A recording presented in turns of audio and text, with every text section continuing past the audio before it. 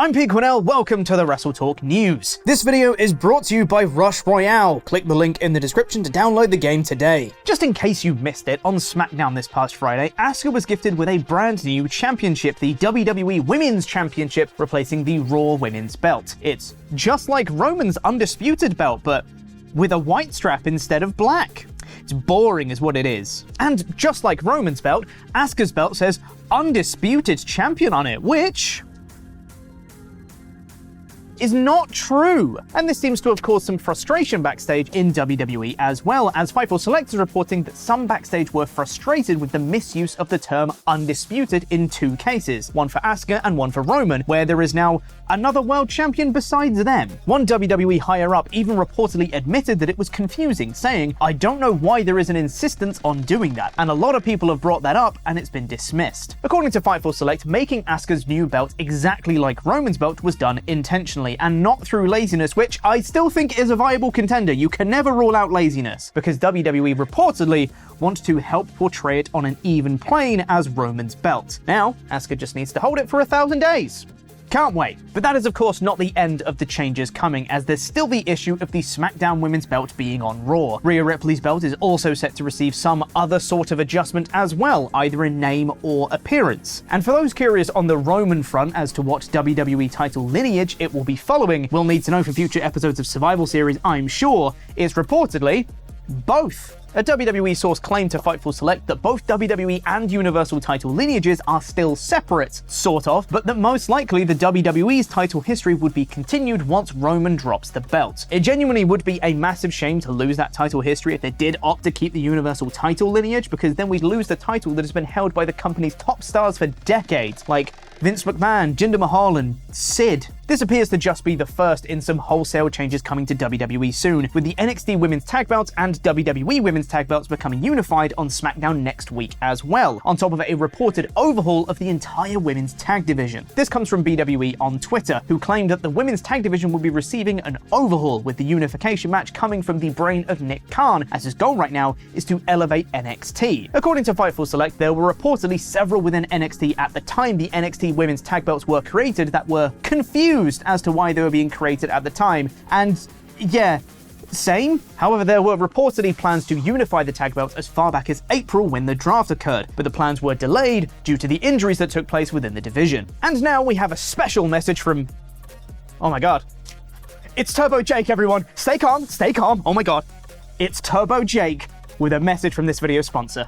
I'm 80s wrestler Turbo Jake, Turbo Jack's younger brother, and if there's one thing I know how to do, it's defend my inner Midwest and Atlantic WBB WFC Tag Team Championships. And if you want to get as good as defending as me, it's time for you to defend the damn tower with this video's sponsor, Rush Royale. Scan the QR code or click the link in the description to start your fun journey now. Rush Royale is a mobile game where you defend your tower at all costs against waves of enemies. Build and customize your deck and merge units to get even stronger ones. There's also mighty heroes, each one with crazy powerful and unique abilities that can turn the tide of battle in an instant. My favorite thing about the game is that the players are matched based on the same level for real-time battles, and you will not find yourself in a situation where the player waits up for the new. And now, Rush Royale is introducing a brand new hero, Jake Paul. Jake can super punch multiple monsters in one go, and it can be used twice to make it even more powerful. Just like I double uppercut that no-good Fabian Lenoir and his tag team partner Damian Lenoir anytime I see him. And he's got a bunch of other abilities too,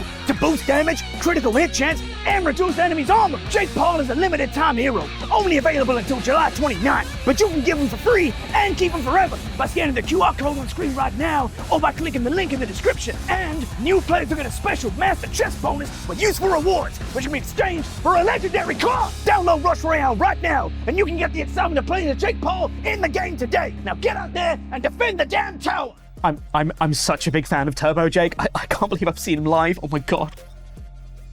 Anywho, back to WWE overhauling and streamlining a lot of things right now. It seems that trend may be set to continue, as BWE on Twitter is claiming that there are a few returns in the coming months, as well as a couple of title updates and talent repackaging. We've already spoken about the titles being updated, though there supposedly could be more, but on the subject of returning talent, there's been quite a few notable people on the show for a while now, which means we could hopefully be seeing the returns of people like Kofi Kingston, who's been out with an ankle injury, Randy Orton, who's been out with a back injury, Tommaso Ciampa, who's been out with a hip injury, or maybe Big E? Is that too much to ask?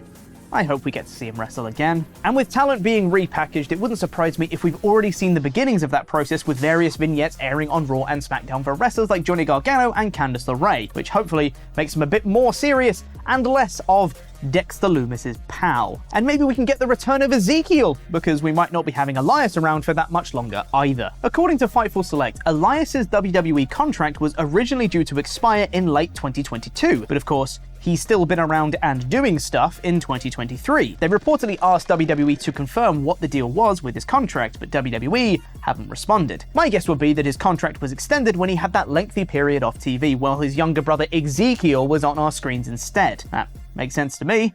Wonder what happened to that guy. Hope he's doing okay. Elias has been around in WWE since 2014, if you can believe that, dating back to the Black and Gold NXT as Elias Samson. So he's been in WWE for nearly 10 years. That seems not right. That's a long time, isn't it? That's a long time. And speaking of long times, it's been a long time since the last King of the Ring, hasn't it? My segues need some work. We were originally supposed to be getting King and Queen of the Ring in May this year, but that show got changed to Night of Champions instead because I guess they didn't want to splash out on the crowns. Cheapskates. The announcement had many fans excited to see the tournaments back, mainly because they called it Queen of the Ring this time and not Queen's Crown Tournament, which was ass. A load of ass. However, even though it was replaced by Night of Champions, we still might be getting King and Queen of the Ring at some point, just not now. As according to Fightful Select, they inquired whether King and Queen of the Ring could be rescheduled for some time this year, and those in the know told them that they hadn't heard of it being rescheduled yet, but it was something they had in their back pocket for future Saudi Arabia shows. Back pocket, title of your Saudi show. Ugh.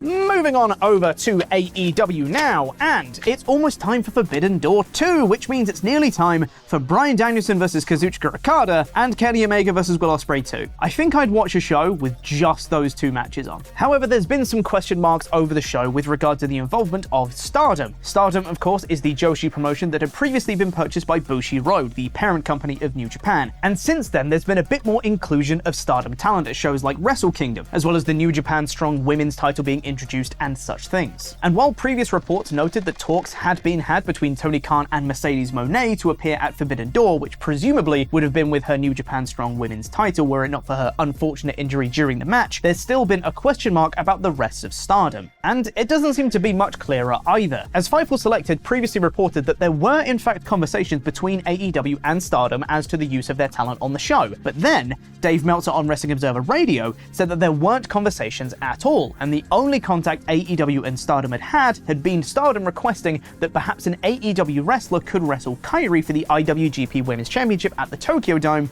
which didn't end up happening. And also noting that none of the Stardom talent would even have Canadian visas for Forbidden Door in Toronto, so they couldn't work the show if they wanted to. But then the plot thickens, as Sean Ross Sapp on Twitter noted that while the Stardom roster not having Canadian visas was most likely true, AEW not contacting Stardom about using their roster on Forbidden Door is absolutely untrue, and there has been contact in the last month. He then also notes that the Stardom roster don't need Canadian visas to work Forbidden Door because the rules are different in Canada than they are in the States. So we might or might not be seeing some Stardom wrestlers jump across to AEW, and that may or may not prove one person's report right or wrong.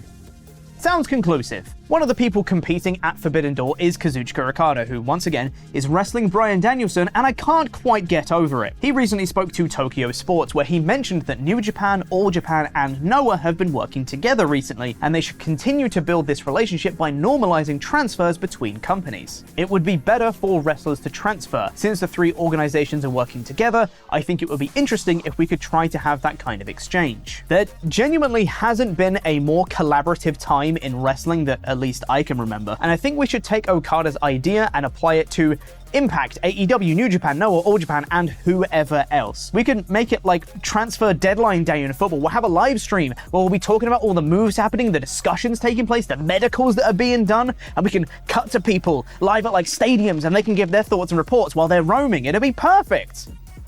I actually kind of want to do that now. But for now, while that remains a pipe dream, why don't you check out Adam Blompier's list of 9 fantasy booking pitches for Money in the Bank this year? Here's a clip. Doing it live, it'll be very, very good. Now, we've made a list who we think should and shouldn't win the briefcases. Check that out from last week. But now, for a slightly more general list of things we'd like to see from the show itself. I'm Adam from WrestleTalk, and here are 9 fantasy booking pitches.